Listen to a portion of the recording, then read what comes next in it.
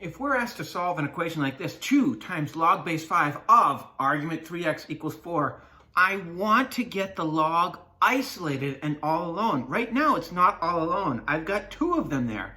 If I multiply both sides by 1/2, then I'll have log base 5 of 3x is equal to, divide both sides by 2 or multiply both sides by 1/2 will give me 2. Thank goodness. Now I've got the log all alone. What do I do to solve log equations? I introduce exponentials. So because this is base 5, that guides me. I want to jack this up on base 5s because now by my inverse property, these will go away to leave me with 3x is equal to 5 squared, which is 25. Now 3 times x means we're going to multiply both sides by 1/3 or divide by 3 to give me 25 over 3. Now I can check.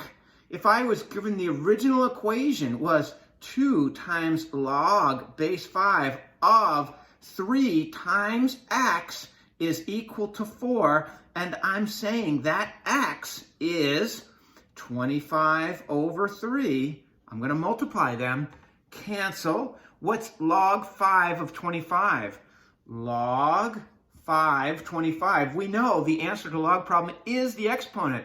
So that part gives us 2. So this becomes 2 times 2 equals 4. And we know we've got the correct answer. Also notice, if I get a positive answer times 3, still gives me a positive answer. Log of an argument, the argument must be greater than 0, and it is, so I'm okay. Note, if I'm going to solve this on the calculator, remember we said the answer was 25 over 3, which is 8 1/3, or 8.3 repeating. If I'm going to solve this on the calculator, I'll subtract 4 from both sides. 2 log base 5 of 3x minus 4 equals 0. Normally, I have a y there, so f of x or y is equal to 2 log base 5 of 3x all minus 4 will be the equation I'll graph. Because I have a 0 for y, I'm going to be looking for where this graph crosses the x-axis. X-intercepts are known as zeros. When I graph this, 2 log, now here is my log button. I'm going to go control 10 to the x. And this, with this calculator, I can change the base. The base I want is 5. And I know my argument here is 3x. And outside here we had minus 4. So when I graph this, I'm going to get this. I'm looking for x-intercepts, menu, analyze graph, go for zeros from here to here. And it gives me this 25 over 3 or 8.3 repeating. Wow, what a great problem. Finally, something we can dig our teeth into. Natural log x minus 2 plus natural log 2x minus 3 equals 2 natural log x. Remember, we have to write the logs all alone. Well, I do know that if I have log base a of u plus log base a of v, I can condense the logs into log base a of u times v. Remember, that was our old friend, the product property, and we're condensing. So first thing I would do is I would condense these logs. What a joy it is. We know something about logs. So this would be log base e, also known as natural log, of x minus 2 times 2x minus 3 equals natural log of x. Now, what I'm going to do is I know that if I have a log b u, I can write this as log base b of u to the a. That was our power property.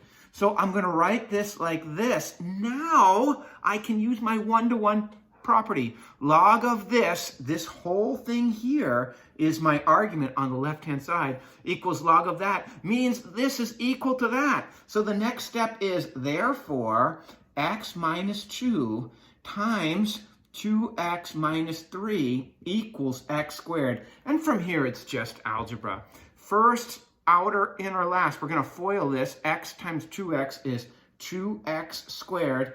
Outer is negative 3x. Inner is negative 4x. And last, careful with your plus and minus signs. And now, of course, when you have x's and x squareds and numbers, you want to drag everything to the one side. If we subtract x squared from both sides, we'll have x squared minus 7x plus 6 equals 0. Thank goodness, because this is double that, the powers, I'm talking about the exponents, we have a chance to factor this.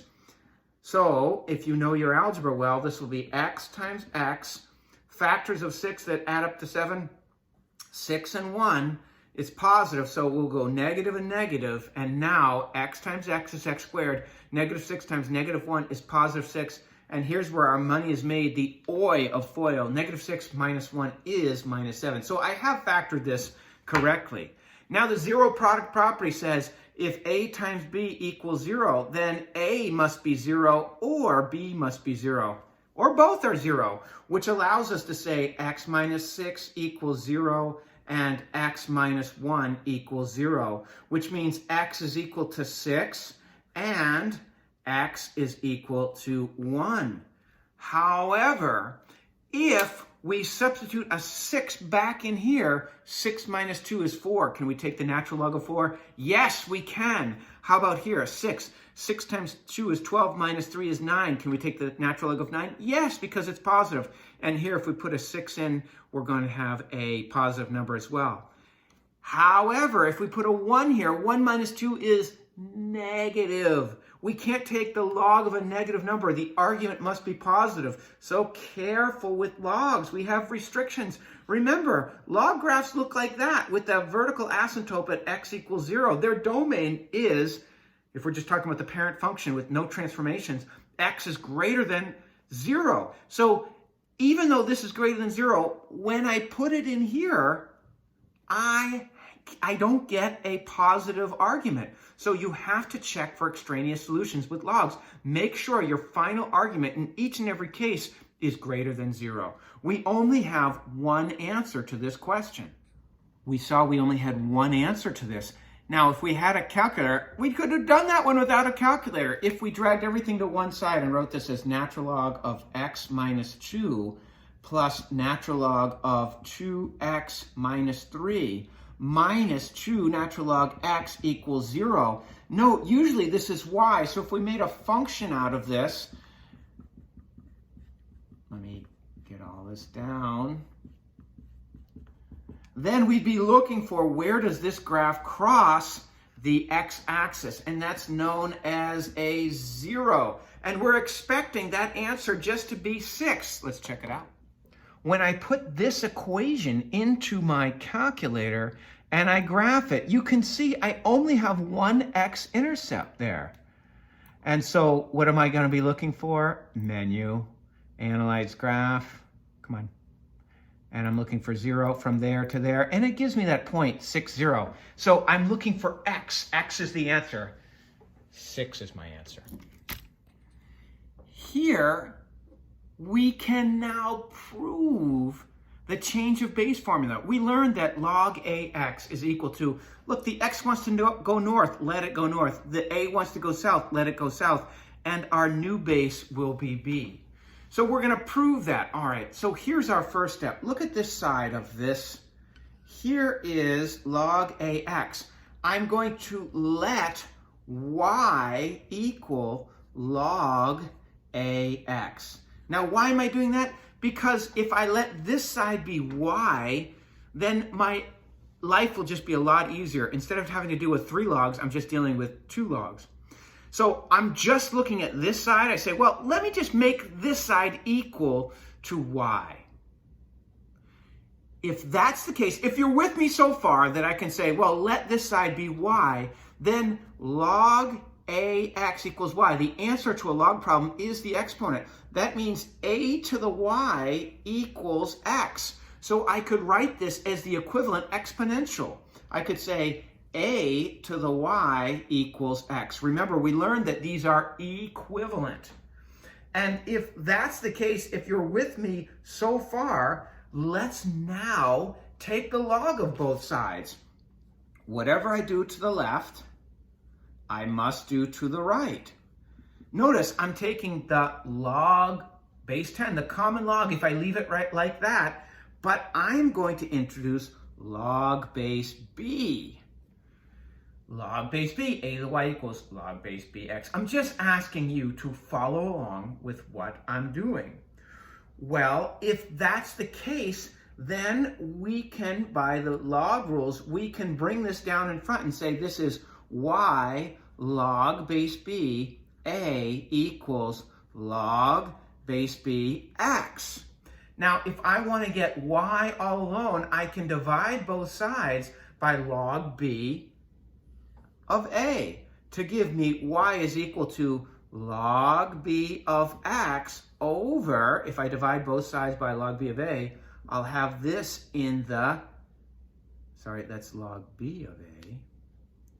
I'll have this in the denominator. And what did we say y was equal to? Well, we made our life easier by saying y was equal to log a of x. So I'll resubstitute and say log a of x equals log log, let me get that right, b of x over log b of a. And we've proved it. The change of base formula. I'm not going to ask you to do that. Just appreciate the beauty of that. Equations that involve combinations of algebraic functions, exponential functions, and or log functions can be very difficult to solve by algebraic procedures. Here, again, you can take advantage of your graphing utility, which is your graphing calculator. If I'm given this and I say, well, my log base e is isolated, so how can I solve this? I can crank both sides up on e to give me this, which gives me this. I'd say, okay, now what do you do now? Well, then you could take the natural log of both sides, and if you do that, if you take the natural log of both sides, you're left with this, which is what we started with originally. So my point here is sometimes we don't have enough skills to solve these problems. And of course, if you come across something like that that just doesn't seem to work out, drag everything to one side. Natural log x minus x squared plus 2 equals 0. Normally we have y here. So if we make a function out of this, we can graph it, and usually we're looking for this where this y is 0, and where does that happen? Well, that's the x-intercepts we're looking for. If we graph this equation, you can see that we're going to get two solutions here. Now, I can go menu, analyze graph, and I'm looking for my x-intercepts at 0.1379, and I'll do it again. I'm going to look for my 0 or x-intercept, and that's from there to there.